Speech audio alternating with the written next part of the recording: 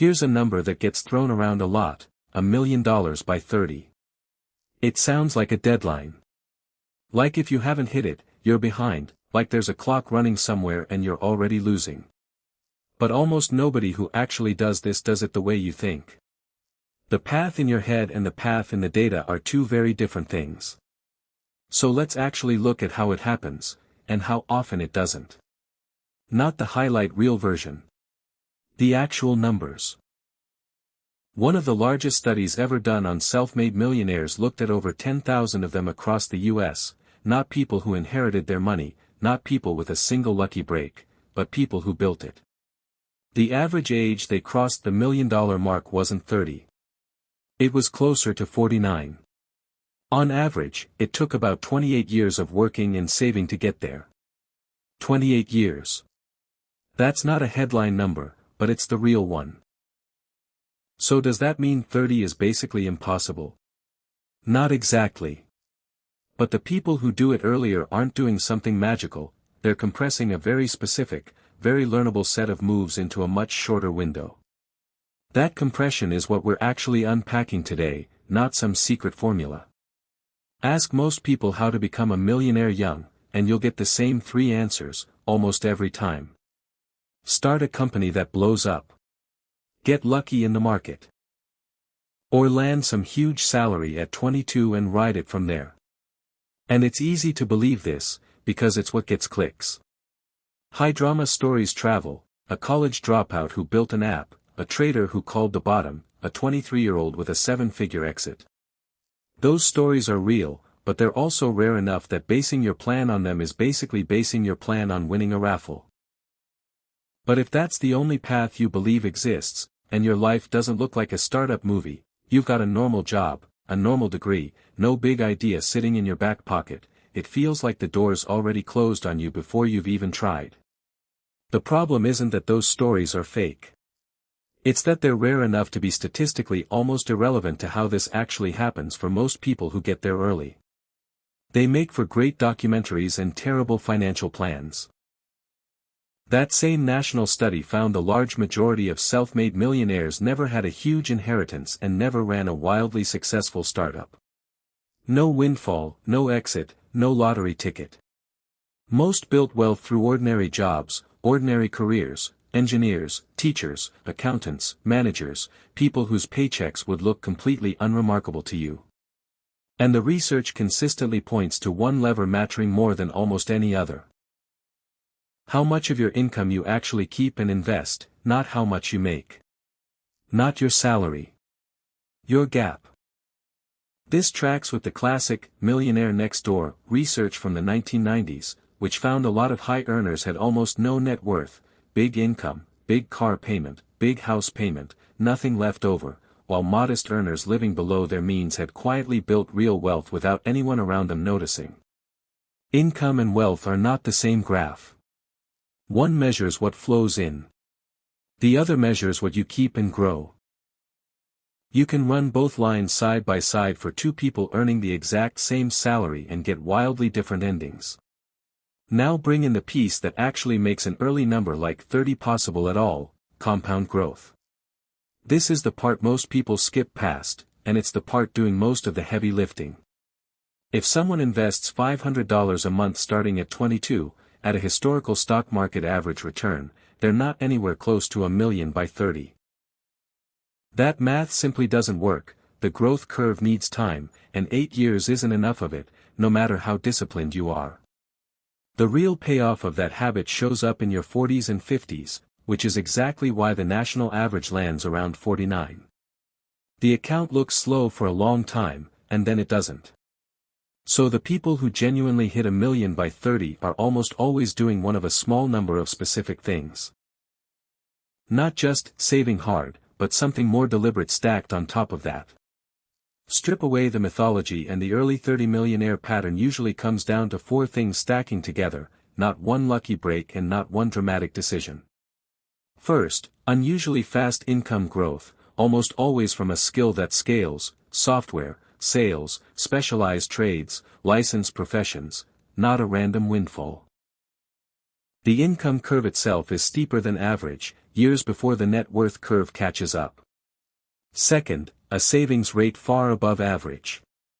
Most Americans save in the single digits of their income. People compressing this timeline are often saving 30, 40, even 50%, which usually means the lifestyle underneath it is deliberately smaller than the paycheck would allow. Third, they start early. Even a few extra years of compounding in your early 20s matters disproportionately, because that's the stretch where growth has the most runway left to work with. Money invested at 22 has almost 3 decades more to compound than money invested at 35. Fourth, and this is the one almost nobody talks about, they resist lifestyle inflation. As their income rises, their spending mostly doesn't follow it. The raise goes into the account, not into a new car payment. That's the unglamorous part. The visible lifestyle of most early self-made millionaires looks completely ordinary, sometimes even modest, right up until the number in the account stops being ordinary. No one around them can tell from the outside. This shows up across very different careers, not just one kind of job. A software engineer who negotiates aggressively and invests the raises instead of upgrading their apartment. An electrician who starts a small crew, keeps overhead low, and reinvests profit instead of buying it all back in trucks and toys. Different income levels, different industries, same underlying behavior running underneath both of them. Even Warren Buffett, one of the most cited investors in the world, someone people love to point to as proof that this can happen fast, built the overwhelming majority of his net worth after age 50, not before 30. Time in the market did more of the work than any single decision he made early on, even for him. Which is the uncomfortable part of this topic. Time is the biggest variable, and time is the one thing you can't rush, hustle, or optimize your way around. You can out-earn almost anything. You can't out-earn a missing decade. Here's the honest reframe most videos on this topic skip entirely. The story we're sold is that becoming a millionaire by 30 is about finding the right opportunity, the right startup, the right stock, the right moment to jump. What the research actually points to is that it's overwhelmingly about behavior sustained for years, in a life that, from the outside, often looks kind of boring. Not a moment. A pattern. And that's genuinely uncomfortable, because boring doesn't sell. Boring doesn't get shared. So the loud, rare stories crowd out the quiet, common pattern, even though the quiet pattern is the one that's actually replicable by an ordinary person with an ordinary job. It's also not really a willpower story, and that matters. People who keep a high savings rate for a decade usually aren't gritting their teeth the whole time, they've restructured their life so the high savings rate is just the default. Automatic transfers, a modest baseline lifestyle they don't think about, income growth they redirect on autopilot before it ever hits their checking account. The genuine takeaway isn't try harder. It's build a system where the math runs itself, and give it as many years as you possibly can. Willpower runs out. Systems don't. So if 30 specifically isn't realistic for your situation, and for most people, statistically, it isn't, that's not a personal failure. It's just what the math says for most starting points, most incomes, most timelines. The more useful question isn't, will I hit $1 million by 30? It's, am I doing the handful of things that actually move this number, growing my income, keeping my spending from rising with it, and giving my investments as much time as possible?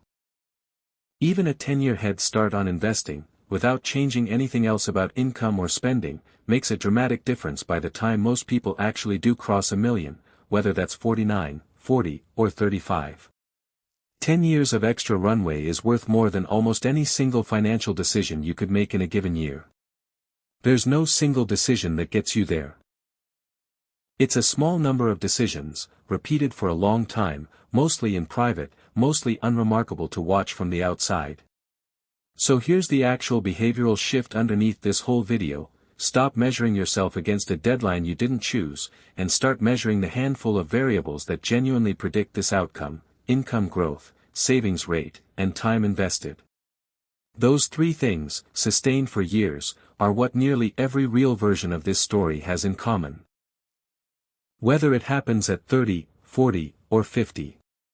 The age on the calendar is just where those three lines happen to cross. The number on the calendar matters a lot less than most people think. The habit underneath it is the whole story. If this kind of breakdown is useful, subscribing means the next one lands in your feed automatically. That's really it.